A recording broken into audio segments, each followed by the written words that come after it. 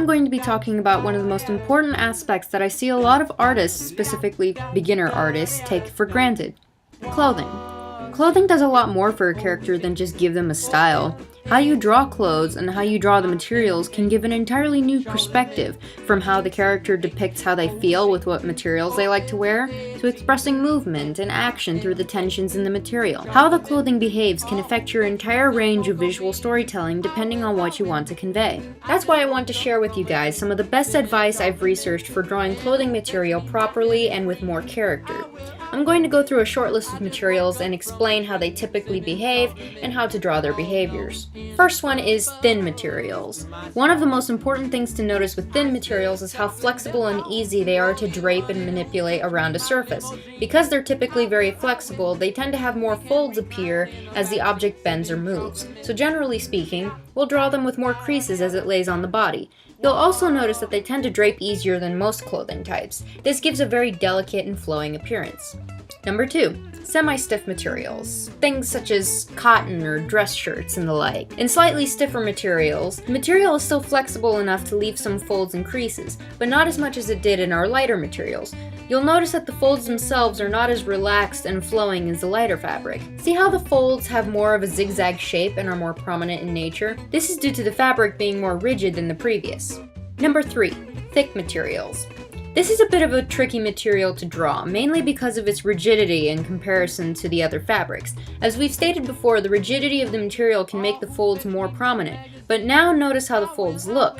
It's still in a zigzag fashion like our cotton, but because the material doesn't move as freely, the fabric doesn't bend quite as easily. This causes what I like to call a half-lock fold. Also notice how there's not nearly as many folds as the last two kinds of fabric. Again, this is due to the fact that it's too stiff to manipulate as freely. Now that we understand how the fabrics and materials work, let's talk about how these fabrics react to tension. First, let's start with high tension situations. High tension is implied due to how much the fabric stretches or twists on the body. Generally speaking, the source of the tension is where the folds will narrow, regardless of what kind of fabric you're depicting. The further away from the source of tension, the wider the folds will become from each other.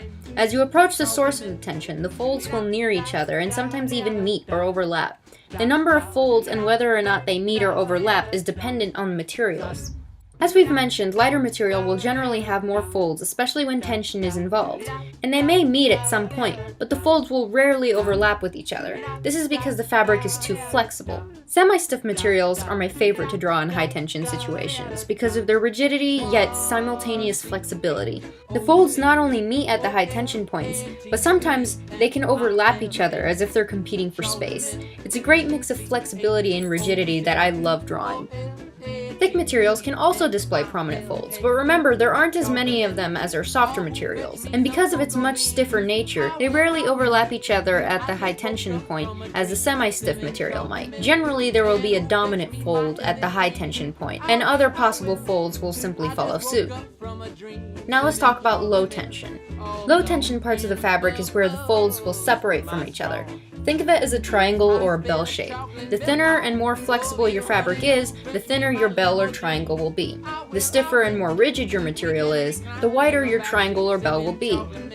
The less rigid your fabric is, the more likely it'll easily fall and drape away from the high tension points. Semi-stiff materials still have a decent level of flexibility, but because it's slightly more rigid, the bottom of your bell will generally be slightly wider at its low tension points. The stiff materials are not very flexible, so the fabric will not fall next to each other as easily as your previous materials did. This will of course result in your much wider bell or triangle shape.